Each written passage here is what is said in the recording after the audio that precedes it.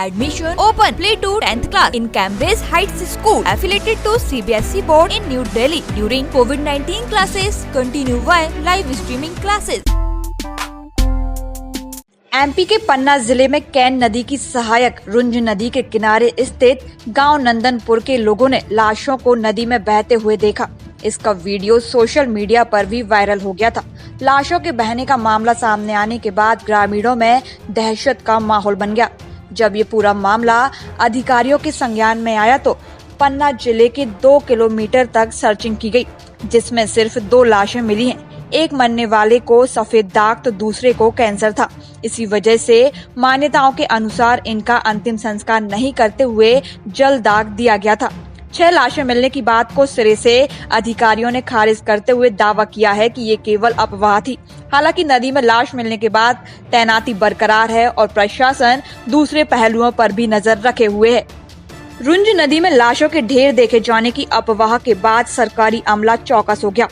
नंदनपुर गांव के पास रुंज नदी से ये शव किनारे लग गए थे। ग्रामीणों का कहना था कि हमने 6 शव देखे हैं।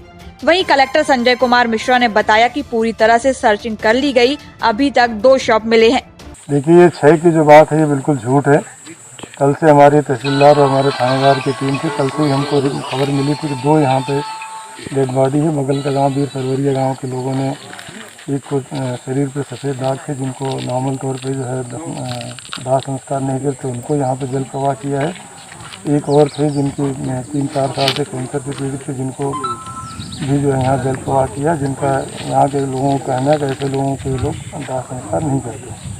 2 ही डेड बॉडी यहाँ पे हैं और एक डेड बॉडी हम लोगों ने निकाल के उनका मिट्टी में दफना दिया है। एक डेड बॉडी अभी पानी के अंदर डूबी हुई है, जिसको वो लोग जाल डाल के निकाल रहे हैं। उनको भी हम लोग विधिवत तरीके से दफनाएंगे। वीर सरवरिया गाँव के सरपंच भी यहाँ पे हैं, नंदनपुर के भी जागरूक ग्रामीण लोग हैं। सबने इस बात की पुष्टि की है।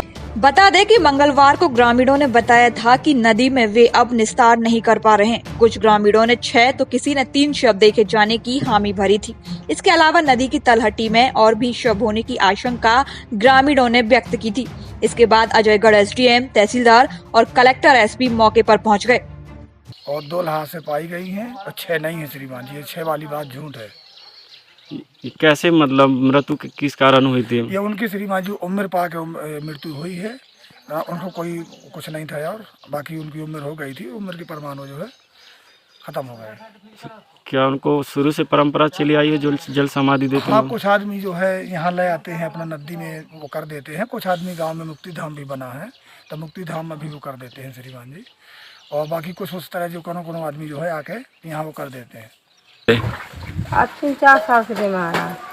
अच्छा, 3-4 साल से बीमार हैं। अब ऐसे नहीं हो। कहाँ ले गए थे उनको डालने के लिए? नदी पे। जलाए नहीं है? क्यों नहीं जलाया? मतलब अब लड़का बच्चा से न बुद्धि नहीं से लगे नदी। यहाँ पे शमशान घाट नहीं है गांव में?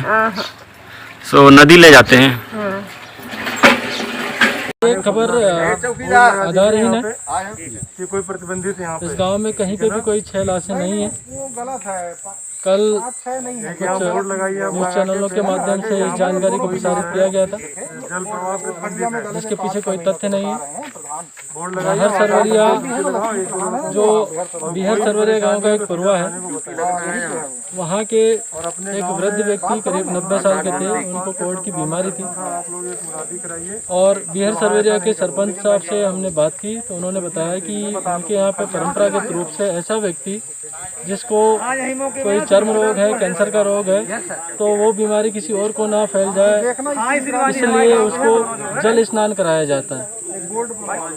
इसी प्रक्रिया के तहत उन्होंने विधिवत उनके गांव के एक व्यक्ति जो करीब 90 वर्ष के वृद्ध व्यक्ति थे, जिनको कोविड की और अन्य बीमारी थी, उसको जल प्रवाह किया है। और ये सारी जानकारी गांव के और बिहार सरवरिया गांव के और नंदनपुर गांव के लोगों को पहले से पता थी, क्योंकि वर्तमान में इस नदी में पानी कम है और जल प्रवाह नहीं है।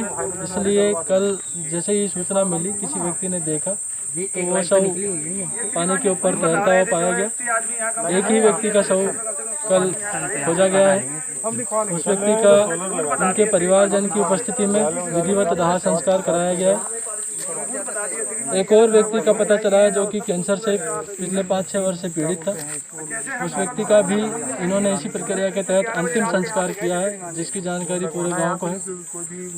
स्थानीय प्रशासन की टीम उसको तलाश कर रही है, पानी में खोज रही है। ये जानकारी पूरी तरह गलत है कि यहाँ पे किसी प्रकार के कोविड मरीजों को फेंका गया है और यह मात्र अफवाह है। आम जनता से अपील है कि इस प्रकार की किसी भी अफवाह पे ध्यान नहीं देना है। यह इस गांव की सामाजिक प्रक्रिया का हिस्सा था। पन्ना से दीपक शर्मा, सागर टीवी न्यूज।